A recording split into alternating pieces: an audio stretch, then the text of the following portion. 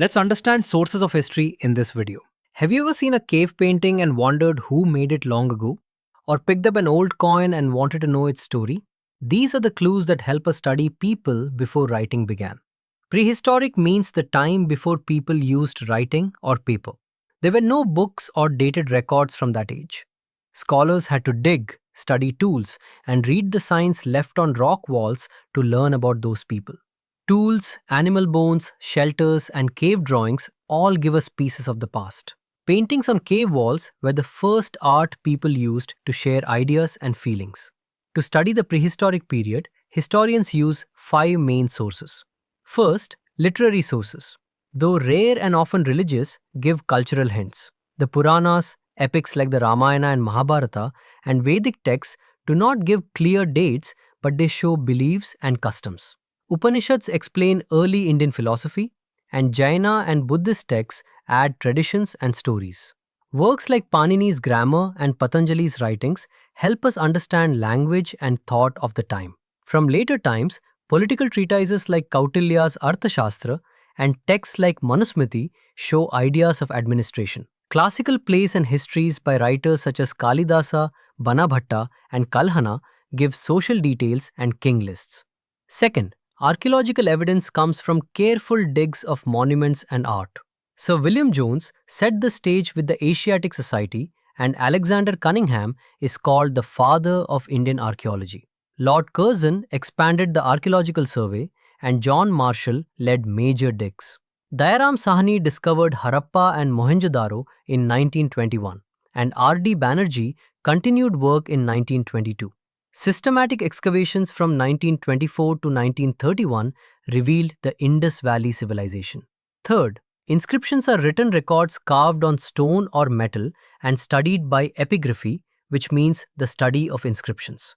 They include royal praises, official orders, and private records. Inscriptions appear in many languages and scripts, with Brahmi and Kharosthi most common. James Prinsep deciphered the Brahmi script, opening many doors to the past. Ashoka's inscriptions and the Allahabad Prashasti are key examples of reliable historical evidence. Fourth, coins give us economic facts and dates, and the study of coins is called numismatics. Thousands of coins help us understand rulers, events, and art, like Samudragupta's coins showing his love of music and royal deeds. Fifth, accounts by foreign travelers and scholars add outside views and details missing in local records. Now, about prehistoric art and periods, there are three main phases: Paleolithic, Mesolithic, and Chalcolithic. Paleolithic is the Old Stone Age and has lower, middle, and upper phases, with the upper phase showing more art. Archibald Campbell first found rock paintings in India in 1867 to 68 before Altamira was found in Spain. Rock art appears in many states, with Bhimbetka in Madhya Pradesh as a major site. Bhimbetka has nearly 400 painted shelters and shows continuous human presence from very early times up to later eras. Upper Paleolithic art shows big animal figures, stick humans, and many geometric patterns. Mesolithic paintings are the most numerous, often small, showing hunts, traps, group life, and dances.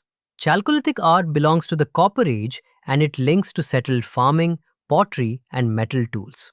Some general features of prehistoric paintings include many colors like red, white, yellow, green, and black.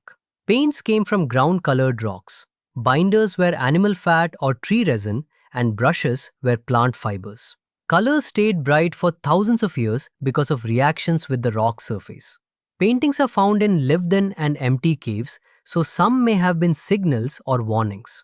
New paintings often overlay old ones, showing art developed over time.